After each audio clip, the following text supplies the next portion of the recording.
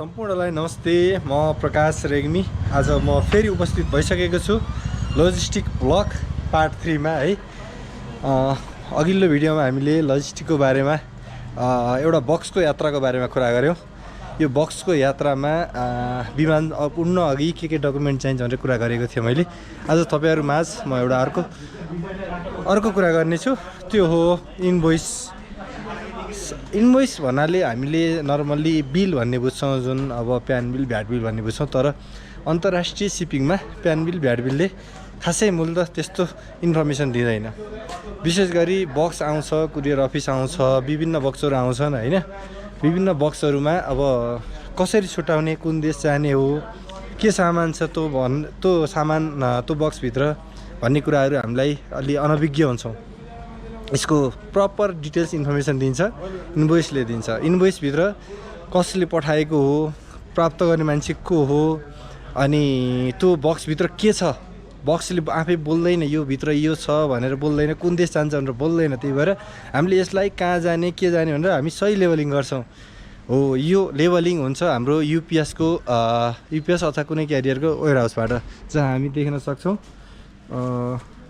हामीले यहाँ लेभलिङ इन्भोइसदेखि लिएर हरेक कुराहरू एरो बिलहरू टाँस्ने काम गर्छौँ। यसले नै कुन दिशामा जान्छ भनेर सामानको यसले दिशा बताउँछ।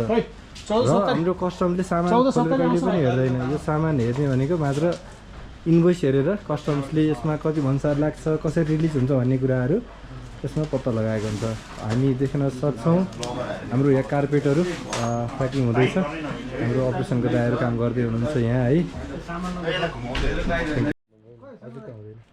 यो चाहिँ लेभलिङ है, हामीले बक्समा टाँस्छौँ। यो चाहिँ जुन एरोबिल हामीले सिपबाट हामीले अलरेडी मेन्सन भएर आइसकेको हुन्छ। यो चाहिँ हामीले म्यानुअल्ली नै भर्छौँ। यो कुनै अब डिजिटल अटोमेसन हुँदैन यसमा। यसलाई चाहिँ कुन सामान कसको कति भनेर वेट हरेक कुराहरू डाइमेन्सनदेखि लिएर वेटहरू निर्धारण गरेर हामीले टाँस्नुपर्ने हुन्छ। यसमा कहिलेकाहीँ सानो गल्तीले पनि यो युएस जानुपर्ने सामान युके अथवा युके जानुपर्ने सामान अन्य कुनै देश जानु पनि सक्छ। अब यो सानो प्याकेज छ युपिएस प्याकेजमा लेभल टाँसेर हामीले यसरी पठाउँछौँ। यो भइसकेपछि हाम्रो यो बारकोड अन्तर्बाट यो सामान डेस्टिनेसनसँग पुग्छ होइन त।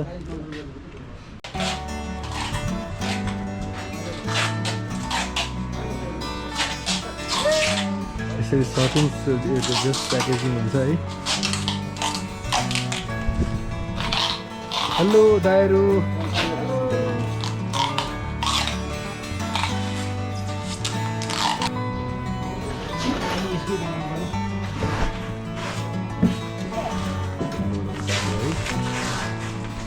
लोडिङ यसरी हुन्छ सामानहरू।